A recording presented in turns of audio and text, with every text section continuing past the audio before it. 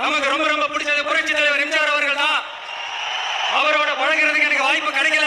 ஆனா அவரை மாதிரியே குணம் கொண்ட என்னுடைய அண்ணன் புரட்சி கலைஞர் கேப்டன் விஜயகாந்த் அவர்களோட பழகிறதுக்கு எனக்கு நிறையவே வாய்ப்பு கிடைச்சது.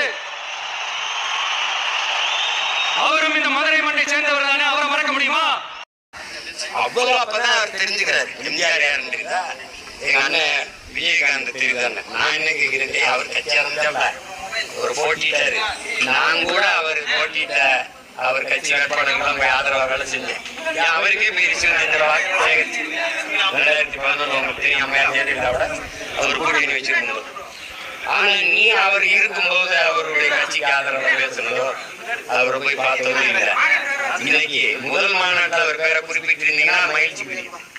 முதல் மாநாட்டில் பேர் நீங்க அண்ணா என்ற பெருந்தகையோ எம்ஜிஆரை குறிப்பிட்டிருந்தீங்கன்னா மகிழ்ச்சி புரியுது. விஜய்க்கு கூட்டி இந்த கேள்வி நீங்க விஜய்கிட்ட கேட்கணும்.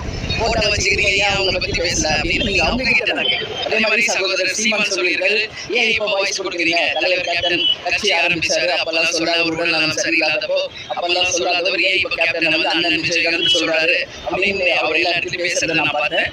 உலகம் அறிந்த உண்மையை சீமான் அவர்கள் உறக்க சொல்லியிருக்காரு. அதான் உண்மை.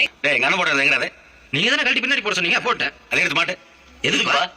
பெரிய மனுஷன் போட்டா அப்படித்தான். காரியம் ஆகணும்னா ஹாலில் இருக்கேன், முடிஞ்சா கழட்டி கலாச வேண்டியதான். கட்டி பூஜை அப்படியே கண்டுக்குள்ளேயே இருக்கு. ஏன் பாடுவீங்க? அழுகிறேன். ஆக்டிங் ஸ்டார்ட் பண்ணிக்கிறேன் முட்டா பையில.